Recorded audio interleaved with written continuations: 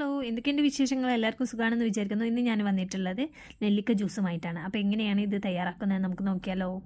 ഇതിനായി ഞാൻ 4 നെല്ലിക്ക എടുത്ത് വെച്ചിട്ടുണ്ട്. അത് അതിൻ്റെ കുരു കളഞ്ഞ് നല്ലതുപോലെ ചെറുതാക്കി എടുക്കാം. എന്നിട്ട് മിക്സിയുടെ ജാർ എടുത്ത് അതിലേക്ക് നെല്ലിക്ക ഇട്ട് കൊടുക്കാം. ഇനി ആവശ്യത്തിന് ഒരു ചെറിയ കഷ്ണം ഇഞ്ചി ഇട്ട് കൊടുക്കാം, ഒരു സ്വല്പം ഉപ്പ് ഇട്ട് കൊടുക്കാം, 1 ടേബിൾ സ്പൂൺ പഞ്ചസാര, 1 ഗ്ലാസ് വെള്ളം ചേർത്ത് നല്ലതുപോലെ ഒന്ന് മിക്സിയിൽ നമുക്കതൊന്ന് അടിച്ചെടുക്കാം.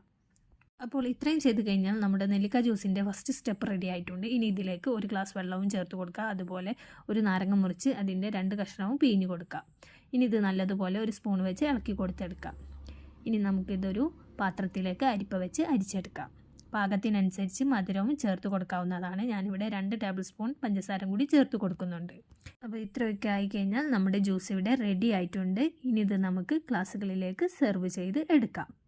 അപ്പോൾ ഇത്രയേ ഉള്ളൂ ഇന്നത്തെ വീഡിയോ. നിങ്ങൾക്ക് വീഡിയോ ഇഷ്ടമായാൽ please like and share and subscribe.